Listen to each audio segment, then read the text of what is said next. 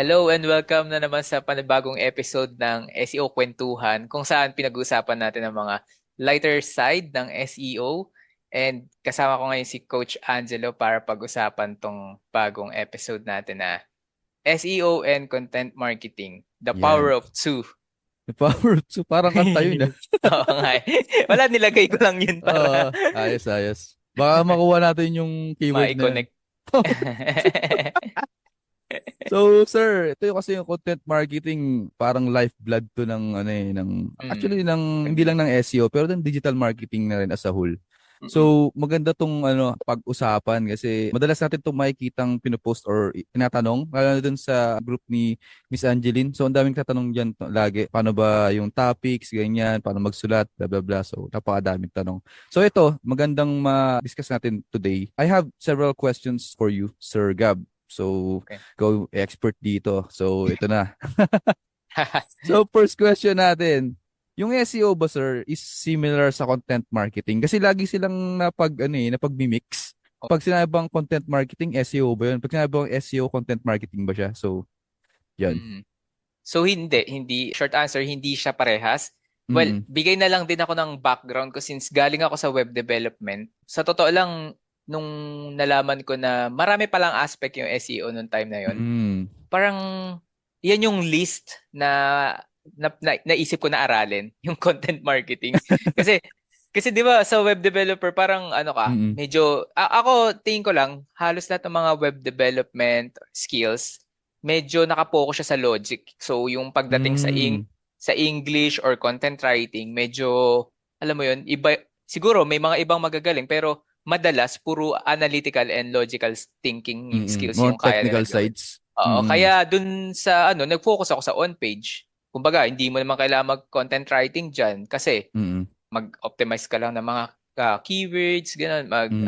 implement ka ng schema, data structure, na related pa rin sa technical. So, Mm-mm. nito ko nalaman nung nag-freelancing na ako na kailangan mo rin pala talagang aralin yung content marketing kahit hindi ka content writer. Kasi, Mm-mm. kumbaga, kaduktong talaga siya ng SEO eh. So, kung Mm-mm. bibigyan natin ng meaning, yung content writing, it involves creating and sharing relevant content para maka-attract ka ng mga right target audience. May mga stages 'yan. So na-explain ko to nung nandun ako sa PipCon.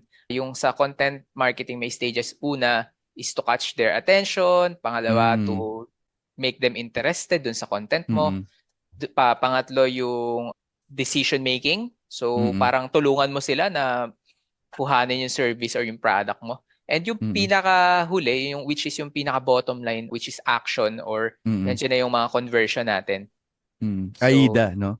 ayun, AIDA. Yeah. AIDA method. Ayan, tama ka Tama, dyan, bro. tama. Ah, Oo. Pero parang gusto ko siyang dagdagan, sir.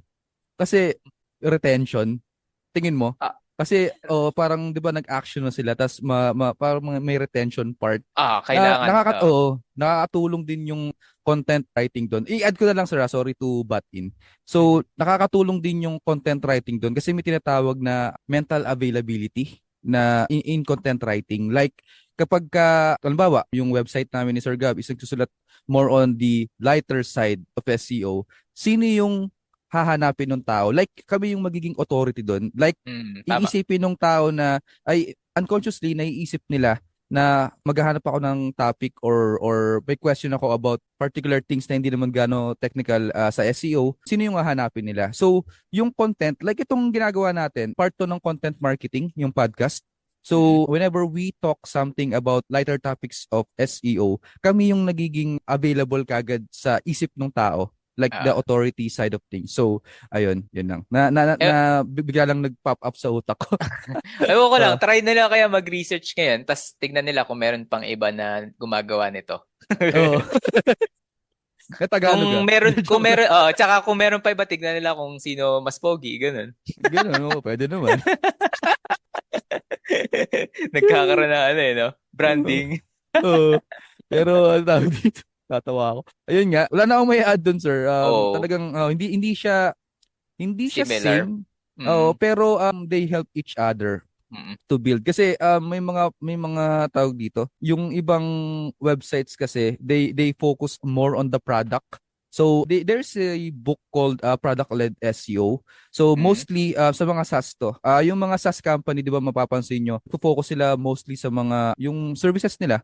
Like Mm. sa Canva, ganyan. Whenever you type in or particular keywords like slideshow or presentation maker, mga ganon. So hindi ka gagawa ng content for that, but you will create a product for that kasi yun yung hinahanap kumbaga yung search intent, yun yung search intent nun. So, paano mo yun malalaman kung tawag dito? Paano mo yun maipapasok sa SEO versus content marketing? Hindi yun versus, pero magkaibang facets sila. But at the same time, yung mga gagawin mong content for, let's say, yun nga, yung presentation maker, yung content side naman nun is yung blogs. So, Okay. susuportahan mo siya, 'di ba? Mm. So they work hand in hand. Hindi siya separate, hindi siya same, but they work hand in hand.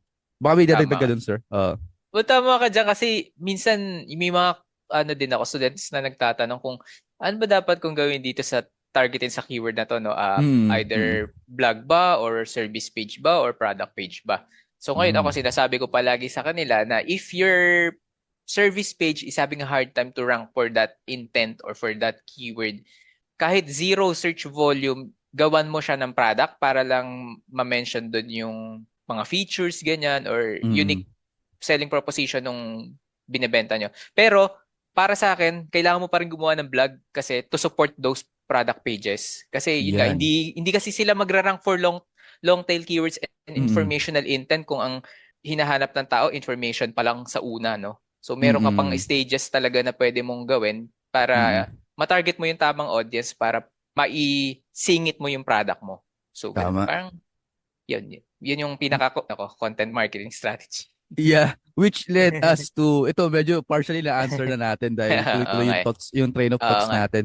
How do SEO and content marketing complement each other? Kasi Yan. sinasabi natin na hindi sila parehas pero nagko-complement sila, no? So, Mm. paano yun, sir? Kanina na, pahapyaw na natin nasagot pero paki-elaborate na lang to, sir. Ako, hindi ko na elaborate. Medyo papasimplihin ko na lang siguro. Sige, sige. Uh, for Oo. for for this, I'll give an analogy. For example, ako may milk tea business ako. Ayan. Mm. So, dito lang 'yan sa amin sa Bulacan. Para sa akin, masasabi ko na analogy to kung sa SEO nandyan yung mga factor like yung logo mo Mm. para makilala ka. Kasi yun Mm. yung ano focus ng SEO eh. Mm. Ma-catch yung attention using mga keywords, ganyan. So dapat dun sa business mo, para ma-connect natin, dapat meron ka dong logo, may mga standees ka o mga banners ka, ganyan, or ano yung umiilaw sa gabi?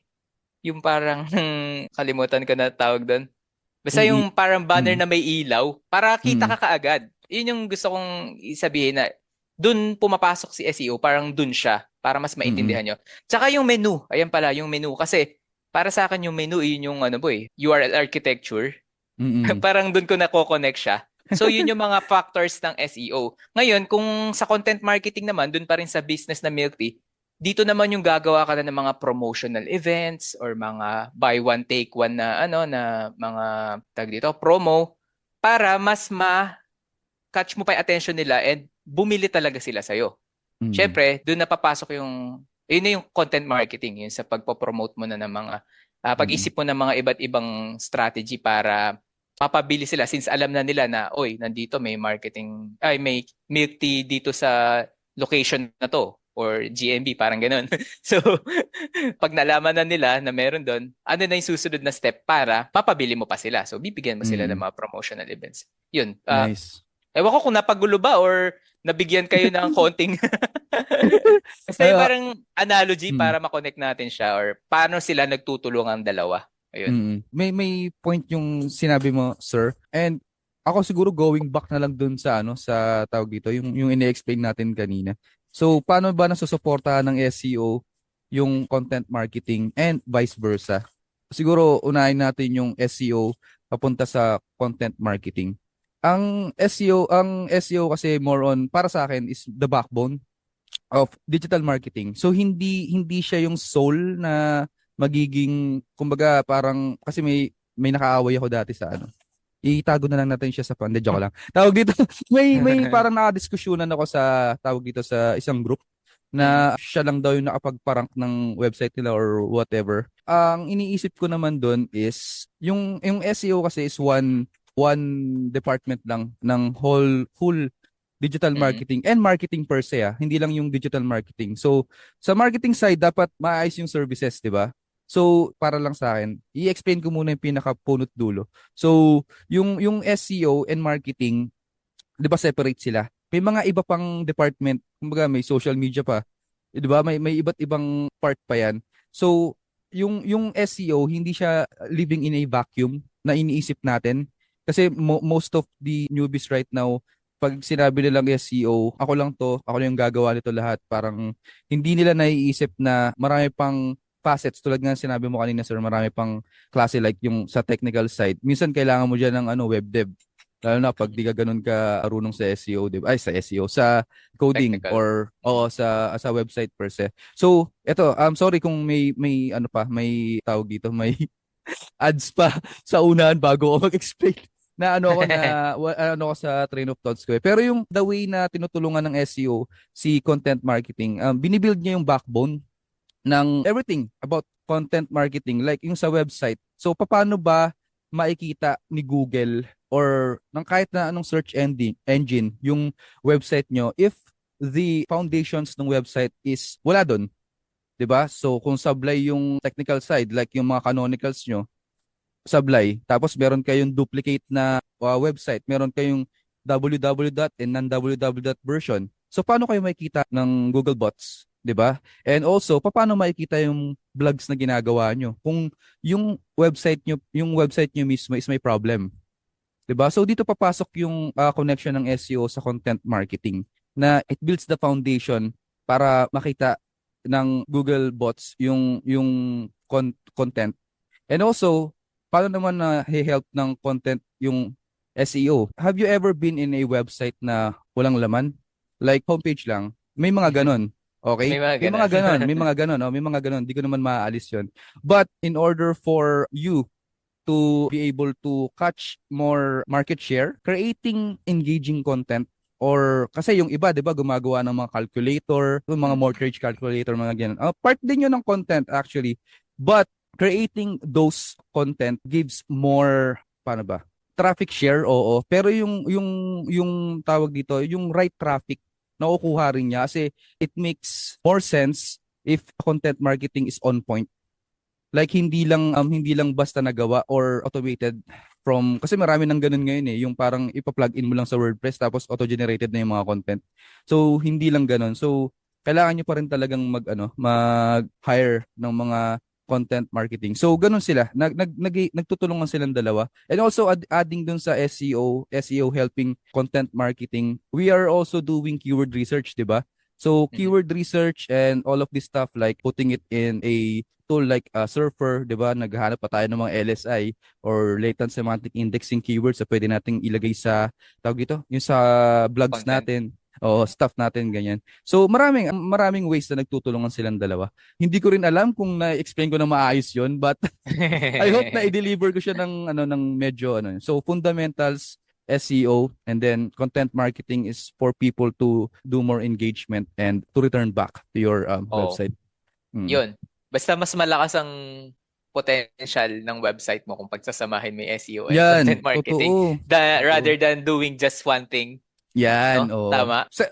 Salamat sir sa pag-summarize kasi pabalik-balik ako kanina. Eh, Ako din kung ano-ano pa Oo. analogy sinasabi natin, Oo. pero Oo. Yun din pala yun. may mas Oo. madali pala. Okay, sige. Mm. So let's move on to that. So number 3, question natin. What are the primary goals of Yan. integrating SEO with content marketing? Okay. Yung sinabi mo kanina is to create the foundation, yun talaga yung number one, no? Kasi SEO Mm-mm. will be the foundation yung pag-keyword research nga. Kasi kung hindi tama yung mga keywords na napili mo dun sa process na yun, I think medyo maliligaw yung content marketing process. Kung ibabato mo lang for example yung topic, eto yung keyword, tapos gawan mo to ng blog, yung intent pala, hindi pala for blogs, 'di ba? May mga ganong kasing scenario. So, Mm-mm. pwede ka mag-rank, oo, pero yung tao ba, yun talaga yung gusto nila makita pag tinype nila yung keyword na yun. Tama. So, yun yung tama ka doon sa foundation. Siya yung Mm, foundation. At the same time, nasabi ko din na yung sa SEO kasi, ang primary goal talaga nito ay mahanap ka doon mm, sa search engine. 'Di ba? oo. Parang kailangan yung query na to, pag tinype nito, tama din yung audience. Sila yung mga potential buyers mo. So, sila yung Mm, ICP or ideal customer profile mo. Ayun. mm, So, yun yung primary goal ng SEO. Ano pa? Yun nga, para makapag-optimize ka din doon sa mga semantic terms, like yung sinabi mm, mo kanina, LSI terms. Isa rin yun sa mga primary goal ni SEO. Kumbaga, sa content brief mo kasi, yung usually yung ginagawa ng SEO to pag binigay mo kasi to sa writer or dun sa gagawa ng content marketing, dapat talaga nakalagay na yung mga LSI terms, secondary mm, keyword, primary keyword, na dapat niyang targetin, no? Parang doon niya gagawin lahat ng mga yung base sa outline na yon, doon mm, yung content niya para hindi sila maliligaw and optimize mm, din yung content. oo. Tapos, syempre, bukod sa pag-optimize para sa users or sa mga readers, ang primary goal din ng SEO is makita ka naman ng search engine. So, Mm, yun naman yung iba pag masyado na-focus sa content marketing, hindi na nag-focus sa technical. mm. Minsan, kahit na sobrang ganda ng content mo dyan, Di ano nakikita. di nakikita no? Naka no index pala or wala Oo. or pan pages pala siya. Tapos Mm, magtatanong kayo sa uy, bakit hindi yung magtatanong yung boss nyo, bakit ang dami naman natin sinusulat na content, hindi naman nagre-rank or wala namang sales mm, na generate. Eh, yung pala hindi pala na i-index or na-crawl. So, mm. napaka-importante ng SEO dito sa content marketing. Wala palang internal linking, no? Hindi Wala na pa connect dun sa... or fan page nga eh. Oo. Ang mga as in wala talagang links. Outlinks, inlinks wala talaga. Parang plain lang siya na document Mm. tapos may picture ganun. May mga Paano nakikita akong malalaman? ganun. Malupit to naka no index pa, di pa nakasama sa sitemap. So, yun yung mga dapat nating maintindihan din na SEO and content marketing goes hand in hand. Yan, ang ganda ng explanation mo doon, Sir Gab. Wala na akong dadagdag. So, next question na tayo. Ano yung mga metrics, sir, na dapat tinatrack natin para ma-measure yung success ng isang Yes. SEO-driven content marketing? Yan. Ganda ng term, Mm. no? SEO-driven content marketing. Kasi may Iyo, sinabi ka oo. pa kanina, product-led content marketing. 'Di ba? Product-led Ay, SEO. product-led SEO. Parang medyo same concept sila. Mm. Pero ako mas gusto ko yung product-led kasi Mm. syempre, hindi ka lang naman nagsusulat ng content para lang malaman yung awareness, para malaman yung brand, pag Mm. ganyan. Syempre, nagsusulat ka rin ng content para Par- ibigay yung mga products mo, no, para Bumenta, potentially syempre. mabenta o kumita. Yun naman talaga yung end goal ng lahat natin. Oo. ROI. Kaya kaya kanina meron nag-chat sa akin na na student ko na parang sinunod daw niya yung process ko dun sa pag-create ng content and Mm. nag-chat daw sa kanya yung client na nakabenta or nakasale. Sabi ko, astig Ganda nito yan ka ah. ako. Wala na ka akong Mm. mas gaganda pa dyan sa ganong news. Kasi, yun naman talaga yung goal ng SEO eh. Hindi para lang Mm. mag-rank ka, hindi para lang magka-traffic ka, kundi para makapagbenta ka talaga ng mga services and ng cost Products. ng mo, Mm. ng client mo. No, para matulungan din sila Mm. in return. Babalik yung, Para may kumbaga pambayad sa'yo. ROI sila. Oo, yun, para may pambayad sa'yo next month. Baka wala sila pambayad sa'yo. Kasi sobrang Pero laki ng... malaki pa rin bro yung ng content marketing para maging consistent naman. Tsaka Mm. yung kumbaga consistent yung daloy ng mga users, yung pagbenta ng mga products, malaking pa rin yun. Mm. May isa pa akong isang kwento, sorry. Madami ako Sige. masyadong kwento. Isang Eh, estudyante siya ko naman, kwentuhan naman to eh. So, okay na. nag-aano rin siya, nagtatanong din siya sa akin. Parang nagbibigay siya sa akin ng rant niya na yung user daw, nung ano daw, yung tawag dito, client daw niya, may pinakita daw sa kanya na analytics coming from Shopify na bakit Mm. daw wala namang effect yung ginagawa nilang blog dun sa sales nila. Kumbaga yung nasa sales na mga pages dun, mga product pages, ganun, Mm. mga collection pages. Oo. Sabi ko, ba't ganyan ka ako mag-isip yung client mo? Ano yun? Walang, kumbaga, hindi ba talaga nakatulong yung vlogs nyo? Hindi talaga magre-record doon yung mga sales kasi vlogs yun eh. For ano yun Mm. for information, Oo. kumbaga, sila yung potential na unang landing page na pinupuntahan ng visitors para makita yung mga products nila. So, di ba naglalagay tayo ng mga call to action, ganyan. Sabi ko sa Mm. kanya, hindi niya mas pwedeng sabihin sa atin na hindi gumagana yon or hindi nakakatulong yung vlogs mo, eh naglalagay ka naman ng mga call to action. So, potentially, yung ibang keywords na yun, nag-generate pa din ng sales para sa kanya. Kaya lang, Mm. mahirap kasing anuhin siya, mahirap I-attribute. i-attribute sa ngayon Mm. kasi Oo. dati pwede yun eh yung sa Google Analytics, merong Yung parang 3, funnel. Ha? Oo, GA3. yun, yan, yan. Oo, Mm. yung kung saan siya una nag-landing, tapos Oo. kung ano yung nakatulong sa kanyang page, ano yung Oo. sumunod na visits. Ngayon, medyo mahirap siya i-track kay GA4. Kaya para sa akin, sabi ko dun na lang sa estudyante ko na try mo pa din na magbigay ng example para or metrics since nasa metrics yung pinag-uusapan natin. Bigyan niya ng mga like yung mga clicks and impression. Doon pa lang malalaman na mataas ba yung cost per clicks ng keyword na yon. Masasabi Mm. natin na may potential na nagbibigay yun sa kanya ng sales, 'di ba? So, ayan, isa sa mga metrics na pwedeng ipakita is click and impression per query or per page. Tapos average session duration, ibig sabihin binabasa niya talaga yung yung vlogs mo. Mm. Scroll depth o yung mga engagement like yung clicks, yung mga downloads mo dyan kung meron ka bang downloads, kung page per base per session, pwede rin yan. Tapos, ewan ko, try na maglagay ng sa analytics kung pwede siguro maglagay doon ng button for checkout kaagad kaso ano yung products na bibilhin eh. I mean, pwede siya pero matagal lang siyang gawin ngayon doon sa Google Analytics. Nahihilo ako dyan eh sa GA4. Ako din eh. Kahit na medyo marunong na ako dun sa dati, yung UA, sabi ko hinahanap Oo. ko yung mga dating features, nawawala siya. Wala. Maganda yung yung sinabi mo kanina, yung parang namamap out mo yung journey nung May kasi ganun sa dati. GA3 may ganun, no. Lagi ko rin Oo. ginagamit yung kasi nakikita ko kung saan sila pumupunta eh. So Mm. ngayon, di ko alam kung saan siya ngayon gumagamit na lang ako ng tools para lang ma-identify yung conversion rate tsaka yung kung saan silang mas madalas nagki-click. May Mm. tools na lang akong ginagamit. Nahihirapan ako sa GA4 sa totoo lang. Kahit kumuha ako nung free course nila, hihilo Mm. pa rin ako. May mga wala Eh, lang talaga siguro na hindi natin mm, mamimik for yun lang. reporting. Mm. Wala akong madadagdag dun, sir. Well said na yun. Magdadagdag na lang ako hindi ko alam kung makakatulong to sa inyo para makapag-convert sa mga vlogs. Yung vlogs ng client nyo, pwede nyo lagyan ng di ba nakikita nyo minsan may mga ads sa mga vlogs ng iba? Like may Mhm. mga banner. Pwede kayong maglagay ng banner. Gawa kayo sa Canva ng parang banner lang. And then, if ever meron kayong discounts or Yan. anything, pwede nyong gawa ng ads. Especially yung mga, hindi ads na maggagastos kayo ng pero yung Mm. parang ads placement lang dun sa yun, na banner type siya. Picture, image lang siya. Tapos Mm. clickable. So yung pagka-click mo yun, lagyan mo ng UTM parameter. Ayan, UTM. Ayan pala yung gusto ko Ay, sabihin okay, okay. kanina. Tama, Oo. tama ka dyan. Oo. Yeah, yeah, yeah, So yan. para Isa sa mga ways. ma-attribute 'yun na galing doon yung traffic. Mm, So tama. yun, pwede niyo i-search yun sa Google yung UTM UTM parameters. So pwede niyo parameter. gawin yun. Lagyan niyo ng clickable image. Mhm. Yung yung isang blog na sobrang taas ng traffic. Tapos dinidiscuss nun yung something about related dun sa products or services nyo. Tapos, di ba naglalagay kayong CTA sa dulo? Why not lagyan nyo ng CTA sa taas, pero lagyan nyo yun nga, yung image, and then lagyan nyo rin ng discount yung image na yun. Kasi baka maisip nila, uy, may discount, pwede kong i-click. Mm. So, yun lang, dagdag lang, para Tama naman. magkaroon kayo ng conversion Tama naman, tama yan. sa, Agree. sa vlog.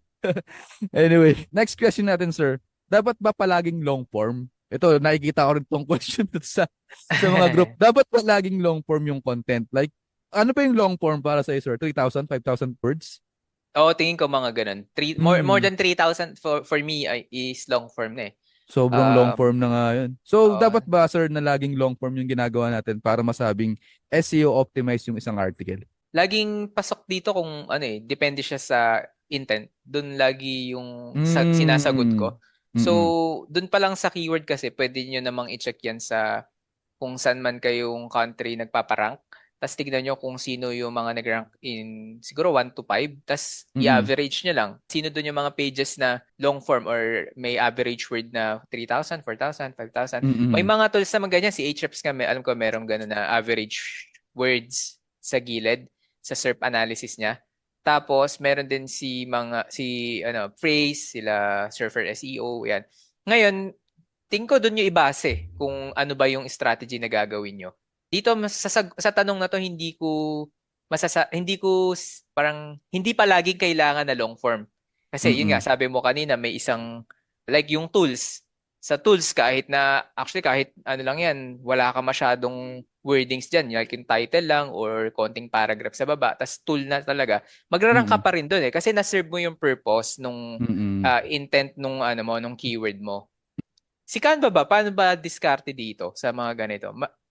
Paano siya nagpaparank ng depende sa keyword? Search intent din. Kung ano yung Search intent hinahanap. din. Kasi, halimbawa, yun nga, kunyari, presentation maker, yung hinahanap. Usually nang lalabas dyan, more on, ano parang, yun nga, mga tools or applications. So, Mm-mm. magbibuild siya ng, tawag dito, magbibuild siya ng product page Page. talaga. Mm-mm. Oo.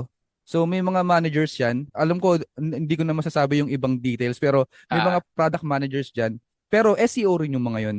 So, ah, lahat ng everything about that product page, they will be the sole responsible sa lahat ng gagawin doon. Like, i-update ba yon or lalagyan ng backlinks, ganyan. So, sila yung magiging point person. So, per product page, may mga taong involved working on those. And mostly nagpo-focus sila sa products ng Canva. So, mm, yun nga, yung product-led SEO, parang yun, doon ah, sila naka-base. And yun din kasi ah, ginagawa ng mga competitors eh. So, kung, ah, kumbaga parang for example, yung keyword, how to create landing page for a website. Kunyari yun yung mm tinitarget ni Canva. mm Parang ano lang, papakita nila dun sa blog na yun, yung mismong paggamit kay Canva, hindi yung generic na parang mm maglalagay ka ng ganito, 'di ba? Kasi Ah, okay, product okay. led eh, Gets. 'di Oo, ba? oo. Kailangan si Gets. Oo. Canva yung gagamitin nyo para magawa nyo to. mm So, Tong bukod dun sa sinabi mo na vlogs, gagawin pa rin nila yun ng video. So, ayan, sa content additional, marketing nila, additional. oo, dalawa yan. Dalawa yung gagawin nila. Report nila yung yung Mm. video, gagawin nilang vlog. Tapos, i-connect din nila yung video na yun dun sa vlog. Lalagyan nila dun sa vlog nila. So, basta maraming paraan para gawin to. Sa totoo lang. Meron akong idadagdag dun sa Ano nga ba yung tanong natin? Palagi ba dapat na long form content? Minsan, ito, ano na lang to common sense din. Kasi may mga long form, may mga long tail keywords na tina-target. Like kunyari lang, out of the blue, ano lang to, example lang. Does dog bark? Yung mga ganong questions. Nasasagutin mo pa ba yan ng 3,000 words? Di ba hindi na? So may mga particular na questions na pag tinignan mo, sobrang ikli lang naman talaga dapat ng sagot. Like yung Mm-mm. mga, kunyari yung mga how to rin, ganyan. Maikli lang yan, hindi na yung kailangan lumagpas din ng, depende na lang sa how to. Kasi mamaya, how to fly an airplane, medyo marami kang checklist na gagawin doon. Mahaba-habang usapin yan. Pero may mga certain how to na dapat di mo na kailangan. How to cook, how to fry an egg. Di ba? Sakit lang yun. So, yun, Mm-mm. parang ano na lang din kayo na dapat ba mahaba pa to? Dapat ba ilagay ko pa yung Mm. history nito? Di ba kasi minsan, yung pag magamit tayo ng AI, nag-hallucinate pa yan eh. Like, lalagay pa yung history, yung background. Eh, hindi naman yun yung dapat straight to the point na minsan yung sagot dun sa tanong. So, may mga certain topics na ganun. Kaya, be aware na lang din. As what Sir Gab said, yung sa search intent, kung ano ba yung hinihingi na sagot, parang Oo. ibigay mo na kagad. So, ayun. Kaya nga. Minsan iingat din sila sa mga over-optimization. Hindi lang Mm. hindi lang dahil mahaba yung content mo, ikaw na agad irarank ni Oo. Google. Nag-green daw Makikita lahat yung words sa pinaglalagay mo lahat ng mga LSI terms doon, no? Kahit na hindi naman na kailangan. Oh, may ganun din. Obvious ka na nag-SEO at nagpaparank nun eh. So, Uy, nag-green potentially. sa Yoast sa rank math. Oh, ito. Hindi ganun yan. Okay. Natatawa ako doon sa mga examples natin. How to fry an egg. So, what are some ways to Hmm. ensure your content remains evergreen? So, ito medyo kailangan natin ng expertise dito, sir, from you. Oo nga eh. Okay. Evergreen and continues to benefit SEO over time. So, explain ko lang yung evergreen content. Hindi siya Mm. nalalaos, kumbaga. So, yun. Yan. Kumbaga, timely. Yan. Yan. Oo. Timely. Every time na babasahin mo siya, may makukuha ka pa rin information sa kanya at magagamit mo pa rin yun Mm. sa time na to. So, Mm. yan. Isa na sa mga example ko, dapat medyo timeless yung content mo. Kumbaga, hindi ka dapat na, for example, Prayaneg in 2024. Yun na ba? 'Di ba? Di ba, Nilalagyan nila ng years eh.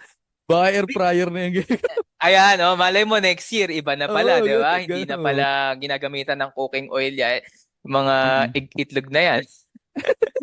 So, hindi, ano, totoo yun. Tama naman yun na Oo. may mga ganun. I mean, I'm sure may na-experience kayo na ganyan, na pinapalitan lang yung title, yung minsan yung URL pa nga, nilalagyan nila ng 2024, pag next Mm. year, 2025 na. Pwede naman siya targetin, especially kung important talaga siya dun sa niche nyo. Mm. Ang strategy dun, maglalagay na lang siguro kayo sa taas ng update. Like, ano, Okay, oo. meron kasi kaming anong ganyang client na ang tinatarget niya is minimum wage in 2024. Ganun. So, Ganda. Oo. ang strategy ko dyan, ano pagka lalapit na yung January kasi lagi nagpapalit sila ng information about that na parang, yung minimum wage dito sa Pilipinas, iba na next year kasi may na-approve na budget, ganun, or na-approve sa Mm. Senate na ganito. Oo. So ngayon, ang gagawin mo na lang, hindi mo i-rewrite lahat ng content na yun, ano? Gawin mo na lang, Mm. lagyan mo sa taas ng another paragraph na updated in 2024, tapos kung Mm. ano yung mga nabago. Minsan ako gumagawa pa ako ng ano dyan, ng table, like comparison ng 2023 versus 2024 or versus 2025. So, Yan, part kunyari, ng content Taguig. marketing. Mm. Kunyari, sa Makati, ang minimum wage natin dati, nasa 500 lang, ngayon 600 na, and then 800. So, ganun. Parang, yun yung masasabi ko na strategy for evergreen. Pwede mo namang i-update lagi, especially kapag useful yung topic na yun sa website. Like, nagge-generate talaga siya ng traffic, nagge-generate talaga siya ng backlinks, and potentially sales. So, ayun ang mga Yeah. strategy ko. Ayan, pwede kayong mag-type ngayon sa Google. Type nyo SEO updates. Pag tinype nyo Mhm. yan, ang lalabas dyan parang mga timeline nung ano. Yan, nakikita ko ngayon is sa search engine journal. Mhm. Like, parang complete history yan mula sa pinakauna hanggang Ah, ano. So, pwede yung gawin to. ayo. Pero, yeah, sige, na-explain mo naman na yung, sir, kung ano yung mga evergreen. Magbibigay na lang ako ng mas marami pa example.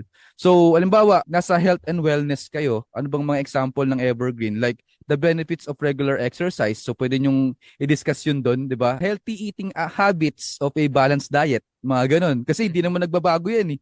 'Di ba? Mhm. Nadadagdagan, oo, pero pwede niyong i-update pero yung mga kumbaga mga basic nandun na lagi. So halimbawa nasa technology and gadgets naman kayo, how to protect your online privacy, yung mga ganong klaseng evergreen content na pwede mong i-update ng i-update. 'Di ba? Tapos ano ba ba? For instance, you talk about smartphones, yung evolution ng smartphones. Pwede mong i-discuss din. Ano pa ba? Ano ba? Makapagbigay ba ng example, sir? Medyo ano lang top of the mind lang yung nasa isip ko. For instance, sa finance and investing ka naman, fundamentals of personal finance. So, lagi ko nakikita kasi yan sa mga ino-audit ko ng mga websites. So, yan, pwede nyong gamitin din yan. Although, yung mga evergreen, medyo mahirap siyang pasukin kasi, syempre, di lang naman tayo yung nag-iisip nito eh. 'Di ba? Yung mga nauna sa atin ng mga content marketer, ginamit na rin to. 'Di Mhm. ba? So, you must have the creativity or craftsmanship kung paano nyo pa mas mai-improve kung ano yung ginawa nilang copy. 'Di ba? Kasi maraming example ng mga evergreen topics. Kaya ayun. Madami Um yan. Sa keyword madami research nila malalaman sa keyword research. Oo, sa bagay. Yan, isa kasing pinaka-una mong gagawin yan, mag-research ka ng keywords mo for a particular niche and industry. So, yan. Next question natin, sir, is how can content marketing help build brand authority and trust? And Mm. how does this impact SEO?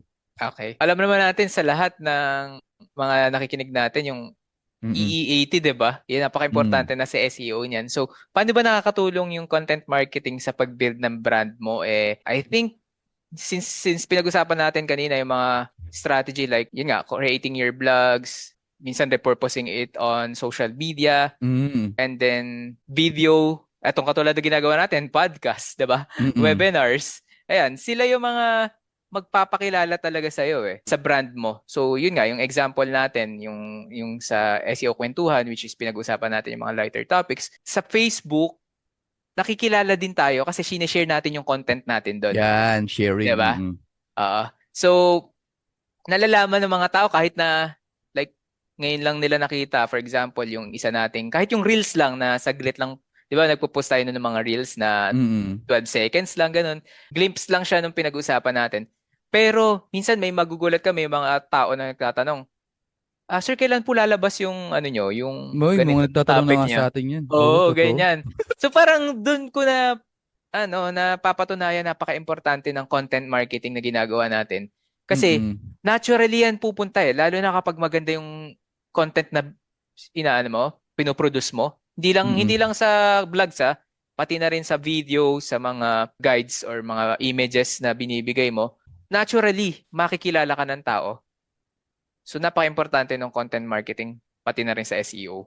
Totoo yan. May ano nga, may isa pang nag-message sa akin nung nakaraang buwan to eh. Sabi niya sa akin, Sir, nakakabitin naman. Bakit ano, every year?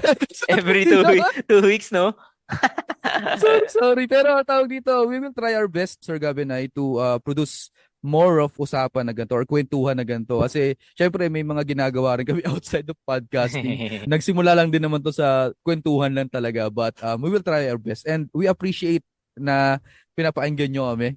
Kahit na pogi lang kami, hindi kami magaling magsalita. So, and anyway, yun, add na lang din ako dun sa sinabi ni Sir Gab. So, ito medyo technical, so bear with me. Whenever we create content and whenever, yun nga sinabi ni Sir Gab, na it is being shared through other sources or other channels like so social media, ganyan.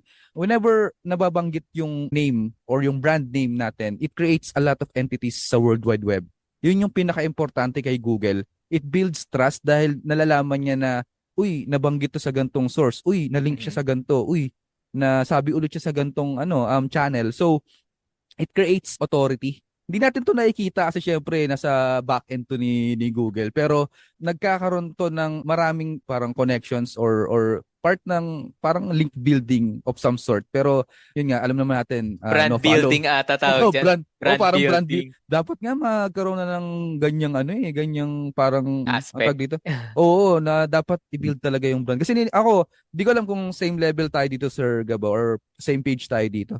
Na napaka-importante ng branding ngayon. Ang daming na smack ng mga publication website na dating tinitingnan ko to sobrang taas ng traffic ngayon wala na nag-flatline bigla alam mo yung sa yung sa ospital yung tit tit tit gumanon parang gumanon bigla kasi wala silang branding Branding. they're just producing content for the sake of content lalo na yung mga naggagawa ng mga reviews maraming tinamaan na ganun kasi hindi sila ewan ko lang yung ibang review website naman na sobrang lalaki kasi pinagkakatiwalaan na talaga sila eh. So, yun, nag-persist. Pero yung ibang publication websites talaga, sobrang, wala, nag-flatline. Kaya I mean, nakakalungkot.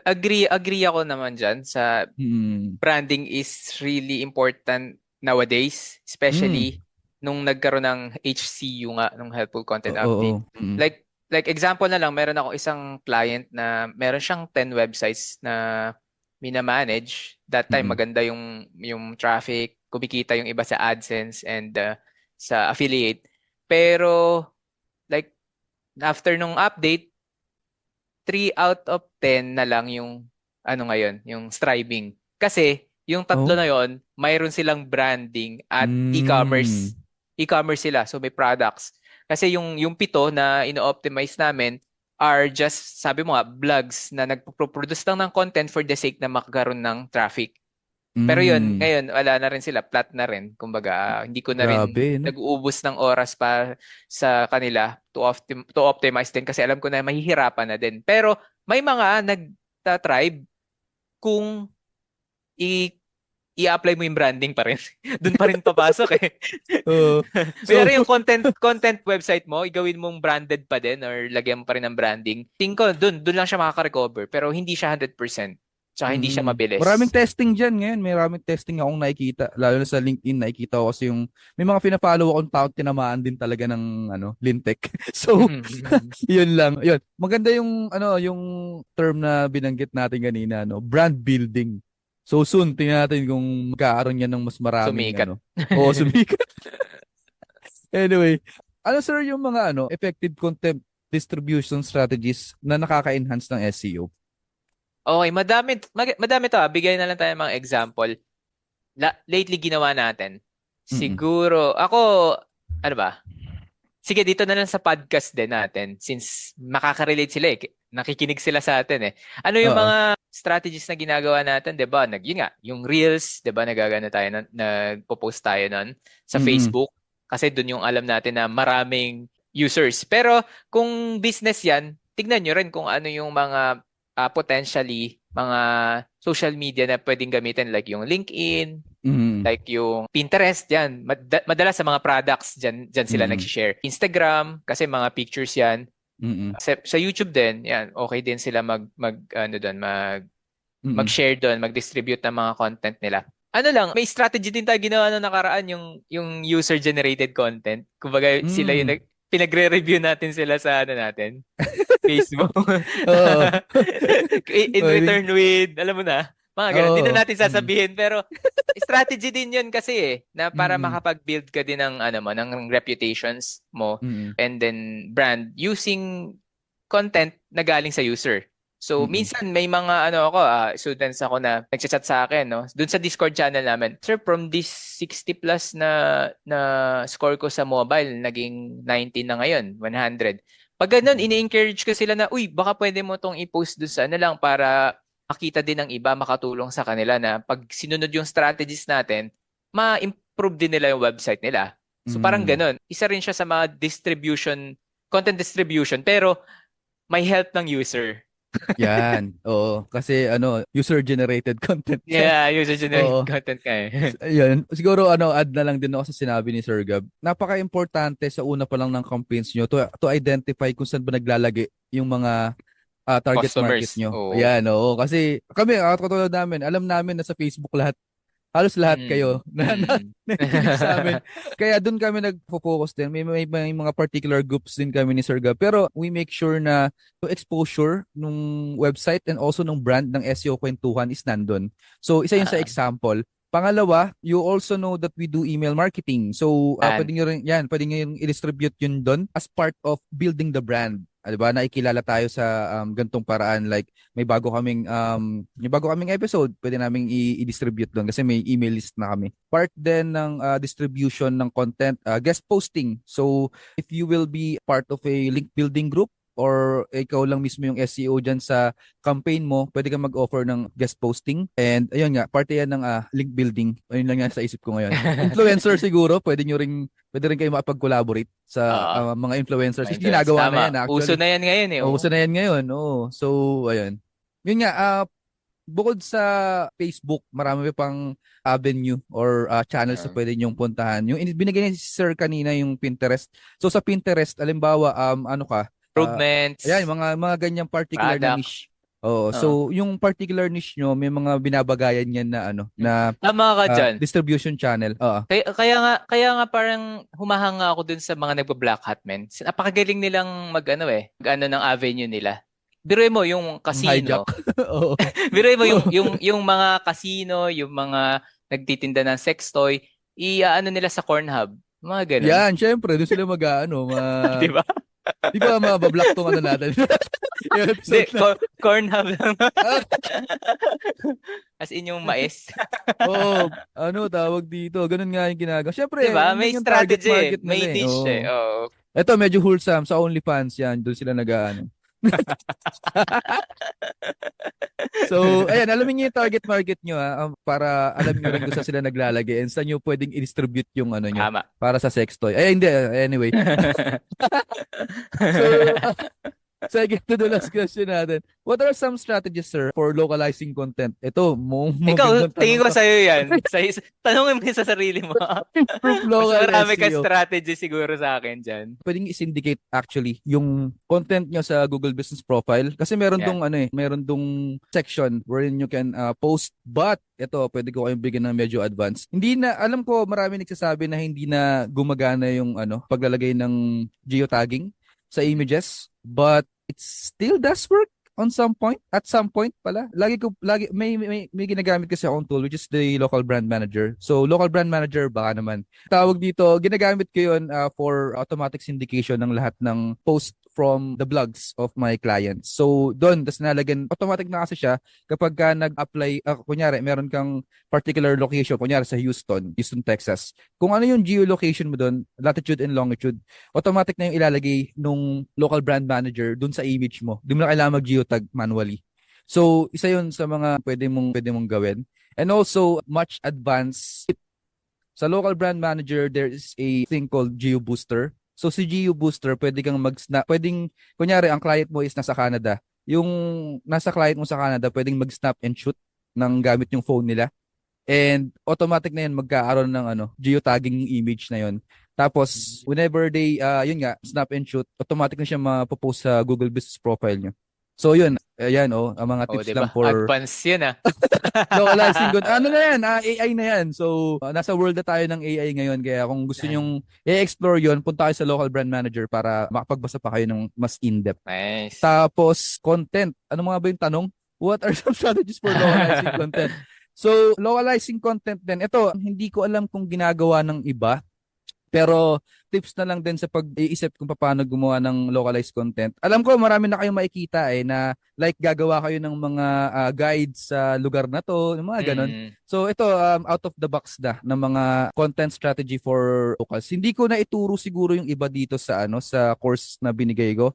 But ito, pwede niyo gawin is, 'di ba, sa Google Business Profile, minsan may mga reviews doon na na image. Hindi niyo siya hindi niyo siya makaka-copy. Ang gawin nyo, screenshot nyo siya. Tapos kung ano yung nilagay niya, review nila doon, pwede nyong i-copy na lang din. Tapos ilagay nyo doon sa image na ginawa nyo. Gamit kayo ng Canva. So pagka-screenshot nyo ng image, ilagay nyo sa Canva. Tapos doon sa Canva, ilagay nyo rin yung review. Yung text yung text na review. Tapos i-paste nyo doon. Tapos yun na, may content na kayo. Nice. I-geotag nyo na lang din. Product-led yung strategy mo dyan. Lagi mo Diba? sinasabi ng Canva yan. Oo. Ayos ba? Nalata tuloy ako. Kanina ako binabanggit. Nakikita nila yung strategy talaga. In action. I walk the talk. Diba? Nasa last question na tayo. Nagdagdag ka ba dun, sir? Baka meron kang wala, ganda ng mga strategy. Yung sa akin kasi, mga naiisip ko, mga lang yung paano i-optimize yung locally, yung mga pages. I think tinuro mo na rin naman yun. Pati na lang siguro yung mga, I think yung mga out of the box din yung mga local events na sinasalihan nyo. Dapat gawa rin kayo ng content for that. Oo. Kasi malaking impact nun Malaking impact nun madalas. Sa mga local kunyari yung isang client ko, myotherapist siya for mga surfers. So may mga event kasi minsan sa Australia na napupuntahan niya. Nakakalimutan niyang banggitin sa akin. Sayang din yun. Oo. So, nakakatulong pa naman yan, bro, sa tulong yun, totoo. Sa online brand or reputation management. Kasi, may naisip lang akong isa kong client kasi na nagkaroon ng issue yung customer niya. And naisipan ko lang para mawala yung mga ganong article about sa business niya. Gawa siya ng mga good deeds. Mga tulad niya ng mga para mapatungan, no? Local events, para potentially mapatungan at magkaroon din ng pwede niya ipasa yun sa mga local press, mga digital PR, no? Oo nga, naisip ko lang ngayon. Nice. Kaya pwede mong kontakin yung ginawan mo ng halimbawa, yung event na yon, yung nag-host ng event, pwede mong kontakin yun, nilagay ka namin dito, nilink ka namin dito, link baka building, naman, pwede kami, baka naman pwede mo kami bigyan din ng link. So yun, mga out of the box strategies lang. So, last question na tayo. Nakakalungkot kasi ang ganda ng usapan, pero last question na tayo. How do you balance creativity and technical optimization? Ito, magandang tanong to. In your content marketing strategy. So, paano mo nababalance yung creativity and technical optimization? Sa totoo lang, hindi ako creative na tao. I mean, minsan ang strategy ko, tumingin sa strategy ng competitor tapos i-improve yun. Minsan, yun yung pinakamadaling gawin na strategy. Pero, I think, ang masasabi ko dito, yung mga lately na research ko din, tulad ng mga pag-i-improve din sa content mo, like yung how to become helpful, yung article na pinost ni Sir Jason Asidre doon sa Kaiser the Sage. Ayan, marami siyang strategy doon na makakapag-improve ng content marketing at the same time may pagkaroon ng creativity kasi sariling data mo yung gagamitin mo para ma-optimize mo yung content. So Mm. example, yung mga sinabi ko kanina, yung pakikipag-engage sa mga audience, yung pagbibigay ng mga testimonials nila, Mm. gano'n. Mm. Kasi pwede mo siya ipasok nga sa strategy mo. Tapos pwede mo Mm. rin siya i-post sa, alam mo yun, yung testimonial sa pampa-improve na mga product pages, Oo. 'di ba? Pwede rin naman sa blog. Kasi minsan may mga relevant na comments itong si client, tas itong si customer mo, tas mababanggit mo dun sa blog. Makakapag-add siya ng trust para dun sa nagbabasa. Mm. Tama, Ayan. tama. So, So, mm. isa pa sa mga gusto ko rin ginagawa lately, yung nagsa-share ka talaga ng sarili mong story. Hindi, yun Mm. kasi pag nag-share Oo. ka ng sarili mong story, hindi yun Kayang gawin ng mapaplag AI. as, oo, hindi kaya gawin ng AI yun, tsaka hindi mapaplag na duplicate content yun kasi Oo. sarili mong Kwento, story yun. kwento Oo, mo yun kwento eh. mo yan magaling ka dyan. Kwento mo yan. So, tama, tama naman. Ah, Yan, ganun. yan, ito ihimayin lang natin. Yung creativity kasi, more on touching the humans. 'Di ba? Technical optimization is more on touching the bots. Okay? The Mm, bots, the Google, the mm, search. So, tama yung sinabi ni, yung mga points ni Sir Gab about creativity. So, add na lang siguro ko dun sa creativity part. Marami kang, pwede kang gawin dun sa creativity part. Like yung sinabi ni Sir, sa user-generated content, 'di ba? But also, kahit na partly creativity and partly technical is to have a, kunyari, medyo mabigat yung mga topic nyo, have a subject matter expert to review yung nyo, yung content nyo, and at the same time, makapagbigay sila ng opinion. Kasi kapag yung opinion ng galing dun sa subject matter expert, medyo mabigat yun. 'Di ba? Kasi mm, yun, tapos lalagyan mo ng quote and quote, like quote and quote, tapos kunyari, brake repair company kayo, tapos siya yung head technician, lagay mo yung posisyon niya, tsaka yung pangalan niya. 'Di ba? So, mm, stuff like that. So, yun. And also sa technical optimization, huwag ka yun nga, yung sinabi ni Sir Gab kanina about over optimization. Hindi ako mapagbigay ng gauge kung paano yung tawag dito. Hindi ka aabot sa sobra na yung optimize mo. Pero malalaman mo naman yun na hindi mo dapat, kunyari, yung keywords mo, sobrang dami mong beses ginagamit kasi yun yung gusto mong mag-rank ka. 'Di di ba? na So, natural. di na natural, ayun, di na natural sounding. So, part yun ng, alam naman natin na dapat natin lagyan ng mga keywords, pero dapat naturally sounding pa rin siya. Okay, yun, part ng technical optimization. And also, yung mga internal linking and yung anchor text na ginagamit nyo, importante din yan, di ba? Highly contextual dapat yung anchor text, hindi yung maipilit mo lang na pag kinlik nila, iba pala yung lalabas. 'Di ba? Mm. So, yun part din ng technical optimization. Sa creativity side, ako madalas pinapasulat ko lang. Binibigay ko dun sa mas magaling sa Mas akin, Mr. magaling, Ramjan. oo. Oo, kasi more on nandun ako sa technical optimization eh. But yun, if ever na may chance lang din kayo or mas maganda sana kung yun nga, mas magaling kayo magsulat. Pero tulad ko na hindi ganun kagaling magsulat, I rely on heavily on AI. Pero dapat may mga prompts ka. Nagbibigay ako ng prompts sa group natin So, abang-abang lang kayo doon kasi may mga naiisip akong prompts na ilagay. So, yun lang for sa akin. May gusto kang sabihin, sir, bago natin to i-wrap up? Yun, tandaan nyo lang na especially dun sa mga nag-start na hindi porke alam nyo na yung mga paano mag-optimize ng SEO on page, technical, may Mm-mm. alam na rin kayo sa link building. Yun na yun. Isa pa rin sa mga malalaking factor na para sa akin na makakapagbigay talaga ng conversion or makakatulong talaga directly sa business is yung content marketing strategy na gagawin nyo. Mm. So, Mm-mm. kung hindi nyo siya kaya ngayon, well, pag-aralan nyo o kaya naman sabihin nyo sa client na tulungan kayo kasi sila, minsan may idea din yung mga yan kung ano yung mga Oo. content na tatargetin at kung sino ba yung mga dapat makabasa nito. Kung Mm. potentially ba bumili sila or what, ganun. So, mag-ano lang kayo ng idea sa mga clients din. Mm-mm. Maghingi kayo ng idea sa kanila. Nice. Yung mga naman nasa malalaking agency or nasa mga in-house kasi minsan separate department yung SEO tsaka content marketing. Collaborate well Mhm. and maging magalang kayo sa paikipag-usap and pakikipagbatuhan ng ideas sa kanila. Kasi kung ito nga, yung sa last question is creativity and technical optimization. Kung kayo nasa side kayo ng SEO, syempre magbibigay kayo ng advice on how to optimize yung content na ginagawa ng content team kasi sila yung nasa creativity part eh. So, mag-work kayo together, hand in hand.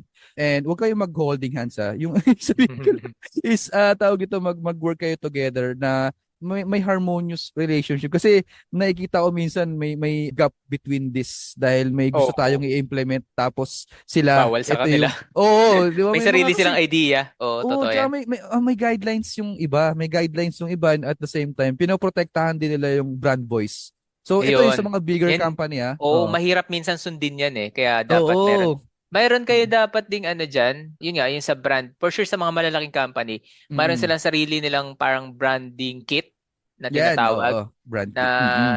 nasa, doon na lahat, as in, pati SEO, pati content, yun yung Mm. ipa-follow nila, pati yung mga Mm. nag-design, yun Oo, yung ipa-follow designing. nila. Kasama rin yan sa content marketing. So, Yep. ano bang kulay ng logo, mga ganyan. Ayan, may mga Bag, color palette silang sinusundan. yan, no. Pag backdrop, ano ba? So, yun. Create a harmonious relationship kasi SEO and content marketing dapat talaga nagtutulungan yung dalawang yun. Okay? So, Okay. yun, guys. Follow nyo kami sa Facebook, SEO Kwentuhan. And also dun sa mga groups namin, kay Sir Gab is SEO Workout and Workout. dun sa Local SEO. Pag tinip nyo, lalabas na yun eh. Masterclass for Ah, Filipinos. So, rank makikita 1. nyo yun. Class S. So sa YouTube, meron na rin kami lahat ng ng may isip nyo. So nandun na rin kami. Spotify, SEO Kwentuhan din. Okay, so yan. See you sa next episode and we do hope you keep safe and dry kasi tag-ulan season na. Bye-bye guys. Bye.